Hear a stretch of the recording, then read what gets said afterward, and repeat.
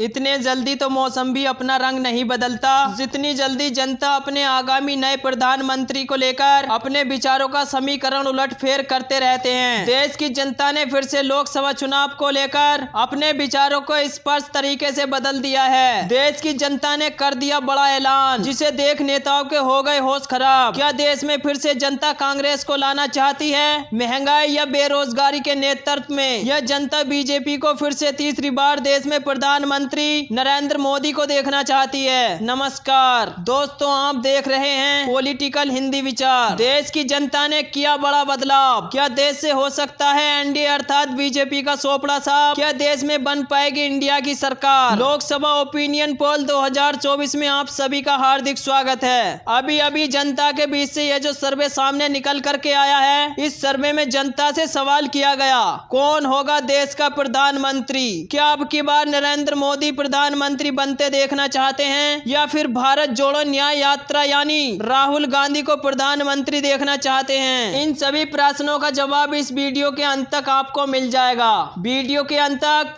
जरूर बने रहें। और आज हम देखेंगे कि किस राज्य में किसको कितने सीटें मिलने का अनुमान है और देश में कौन अपनी सरकार बनाने जा रहा है। सबसे पहले मैं आपको थोड़े मोटे मोटे आंकड़े बता देता हूं कि देश में लोकसभा की कुल 543 सीटें हैं और किसी भी पार्टी को पूर्ण बहुमत की सरकार बनाने के लिए 272 सीटें जीतने की आवश्यकता होती है। जिस पार्टी के पास 272 या उससे अधिक सीटें होंगी, वही पार्टी केंद्र में अपनी सरकार बनाएगी। अब की बार देश की जनता किसे सौंपना चाहती है अपने कीमती वोटों का महत्व? आप अपनी राय हमें कमेंट बॉक्स में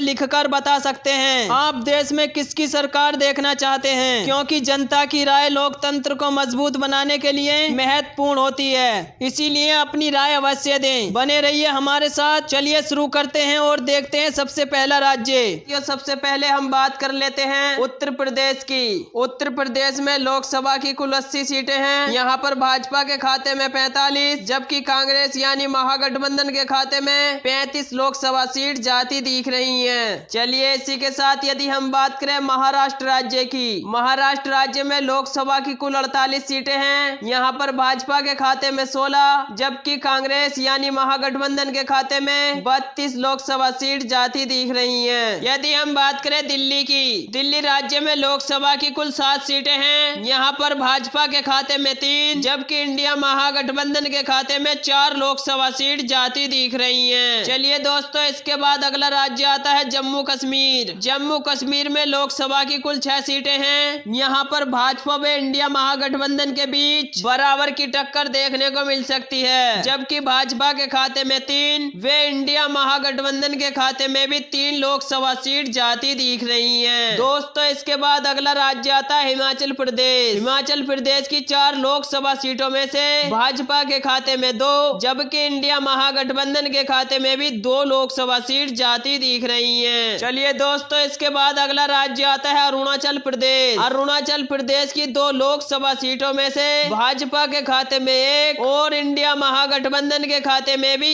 1 लोकसभा सीट जाती दिख रही है। इसी के साथ यदि हम बात करें गोवा राज्य की। गोवा राज्य में लोकसभा की कुल 2 सीटें हैं। यहाँ पर भाजपा के खाते में 1, जबकि इंडिया महागठबंधन के खाते में भी 1 लोकसभा सीट जाती दिख रही है। चलिए इसी के साथ यदि हम बात कर लेते हैं त्रिपुरा राज्य की। त्रिपुरा राज्य में लोकसभा की कुल 2 सीटें हैं। त्रिपुरा की 2 लोकसभा सीटों में से भाजपा के खाते में 1, जबकि इंडिया महागठबंधन के खाते में भी 1 लोकसभा सीट जाती दिख रही है। दोस्तों, इसके बाद अगला राज्य आता है मणिपुर। मणिपुर राज्य में लोकसभा की कुल 2 सीटें हैं। यहाँ पर भाजपा के खाते में 1, जबकि इंडिया महागठबंधन के खाते में भी 1 लोकसभा सीट जाती दिख रही है। यदि हम बात करें मेघालय राज्य की। मेघालय राज्य में लोकसभा की कुल 2 सीटें हैं। मेघालय की 2 लोकसभा सीट इंडिया महागठबंधन के खाते में जाती दिख रही हैं। यहाँ पर भाजपा का खाता खुलने की कोई संभावना नहीं है। दोस्तों, हम बात करें केंद्र शासित प्रदेशों की। केंद्र शासित प्रदेशों में लोकसभा की कुल 7 सीटें हैं। यहाँ पर भाजपा के खाते में 3, जबकि इंडिया महागठबंधन के खाते में 4 लोकसभा सीट जाती दिख रही हैं। यदि दोस्तों हम बात करें आंध्र प्रदेश की, आंध्र प्रदेश में लोकसभा की कुल 25 सीटें हैं। यहाँ पर भाजपा के खाता खुलने की कोई संभावना नहीं है। यहाँ पर भाजपा की लुटिया डूबती नजर आ रही है, जबकि कांग्रेस यानी महागठबंधन इंडिया के खाते में 10 और अन्य दलों के खाते में 15 लोकसभा सीट जाती दिख रही है। चलिए दोस्तों, यदि हम बात कर लेते हैं पश्चिम बंगाल की, पश्चिम बंगाल राज्य में लोकसभा की कुल 42 सीटें हैं। यहाँ पर भाजपा के खाते में 8, जबकि इंडिया के खाते में 34 लोकसभा सीट जाती दिख रही है। यहाँ पर भाजपा को नुकसान का सामना करना पड़ सकता है, जबकि इंडिया महागठबंधन को काफी फायदा होता नजर आ रहा है। चलिए दोस्तों, इसके बाद अगला राज्य आता है बिहार। बिहार राज्य में लोकसभा की कुल 40 सीटें हैं। यहाँ पर भाजपा के खाते में 14, जबकि इंडिया के खाते में 26 लोकसभा सीट जाती दिख रही है। यहाँ पर भी बीजेपी को थोड़े से नुकसान का सामना करना पड़ सकता है, यानी कि बिहार राज्य में इंडिया को बहुत अधिक फायदा होने वाला है, जबकि एनडीए अर्थात बीजेपी को नुकसान हो रहा है। यदि दोस्तों हम बात कर लेते हैं तमिलनाडु की, तमिलनाडु राज्य में लोकसभा की कुल 39 सीटें हैं। यहाँ पर भाजपा के खाते में 13, जबकि इंडिया के खाते में भाजपा की दुगनी सीट यानी 26 लोकसभा सीट जाती दिख रही है। यहाँ पर भाजपा को काफी नुकसान का सामना करना पड़ सकता है, जबकि इंडिया महागठबंधन को काफी फायदा होता नजर आ रहा है। दोस्तों हम बात कर लेते हैं मध्य प्रदेश की। मध्य प्रदेश राज्य में लोकसभा की कुल 29 सीटें हैं। यहाँ पर भाजपा के खाते में 17, जबकि इंडिया के खाते में 12 लोकसभा सीट जाती दिख रही हैं। यानी कि मध्य प्रदेश राज्य में इंडिया गठबंधन को थोड़े से नुकसान का सामना करना पड़ सकता है, जबकि भाजपा को यहाँ थोड़ा सा फायदा होता दिख रहा है। दोस्तों इसके बाद अगला राज्य आता है गुजरात। गुजरात में कुल लोकसभा की 26 सीटें हैं। गुजरात को भाजपा का गढ़ माना जाता है। भाजपा के खाते में 18, जबकि इंडिया महागठबंधन के खाते में 8 लोकसभा सीट जाती दिख रही हैं। गुजरात राज्य में भाजपा को बहुत बड़ा फायदा होता दिख रहा है। कांग्रेस यानी महागठबंधन को भारी नुकसान का सामना करना पड़ सकता है। दोस्तों इसी के साथ यदि हम बात करें उड़ीसा राज्य की, उड़ीसा राज्य में लोकसभा की कुल 21 सीटें हैं। यहाँ पर भाजपा के खाते में मात्र 2, इंडिया के खाते में 3, जबकि अन्य दलों के खाते में 16 लोकसभा सीट जाती दिख रही हैं। यानी उड़ीसा में इंडिया महागठबंधन को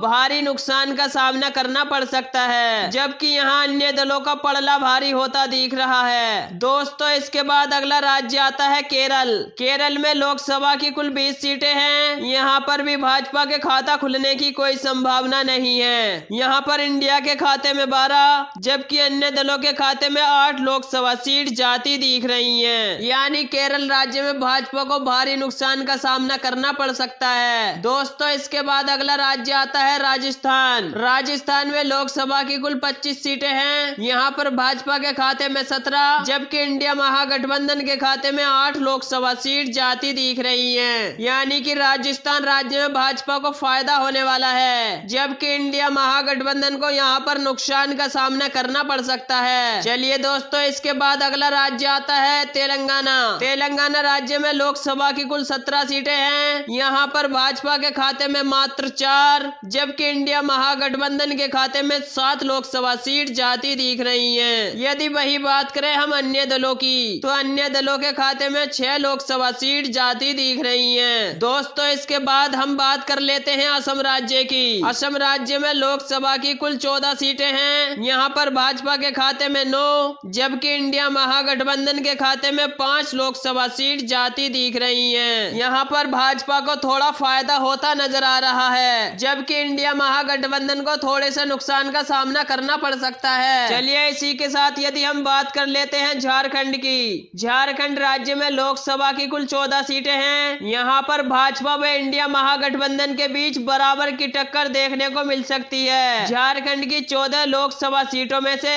भाजपा इंडिया महागठबंधन के बीच 7-7 लोकसभा सीट जाती दिख रही है। दोस्तों इसके बाद अगला राज्य आता है पंजाब। पंजाब में लोकसभा की कुल 13 सीटें हैं, जबकि भाजपा के खाता खुलने की कोई संभावना नहीं है। यहाँ पर इंडिया महागठबंधन के खाते में 5, जबकि अन्य दलों के खाते में 8 लोकसभा सीट जाती दिख रही हैं। दोस्तों भारत में कई ऐसे राज्य हैं भाजपा के खाता खुलने की कोई संभावना नहीं है। इसके बाद अगला राज्य आता है छत्तीसगढ़। छत्तीसगढ़ में लोकसभा की कुल 11 सीटें हैं। भाजपा के खाते में 5, जबकि इंडिया महागठबंधन के खाते में 6 लोकसभा सीट जाती दिख रही हैं। दोस्तों इसी के साथ यदि हम बात कर लेते हैं हरियाणा राज्य की। हरियाणा राज्य में लोकसभा की कुल 10 सीटें हैं, जिसमें भाजपा के खाते में 4, जबकि इंडिया महागठबंधन के खाते में 6 लोकसभा सीट जाती दिख रही हैं। इस प्रकार हमने लोकसभा की 543 सीटों का सर्वे विस्तार से जाना, जिसमें से देखा गया कि बीजेपी के खाते में 185, वहीं इंडिया महागठबंधन के खाते में 283, वे अन्य पार्टियों के खाते में 75 लोकसभा सीट जाती दिख रही हैं। मैंने वीडियो के शुरू में ही बता दिया था कि किसी भी पार्टी को पूर्ण बहुमत की सरकार बनाने के लिए 272 सीटें जीतने की आवश्यकता होती है, जबकि इंडिया महागठबंधन के खाते में 283 सीट जाने का अनुमान है। अब की बार हम इस ओपिनियन पोल के आधार पर कह सकते हैं कि इंडिया महागठबंधन अपनी सरकार बनाने जा रहा है। और दोस्तों आपको क्या लगता है कि देश में किसकी सरकार बनते देखना चाहते हैं? कमेंट करके जरूर बताएं, क्योंकि जनता की राय लोकतंत्र को मजबूत बनाने के लिए महत्वपूर्ण होती है। चैनल को सब्सक्राइब कर लें, वीडियो को लाइक कर दें, बेल आइकन प्रेस कर दें, ताकि नई नई वीडियो का नोटिफिकेशन आप तक पहुंचता रहे। धन्यवाद।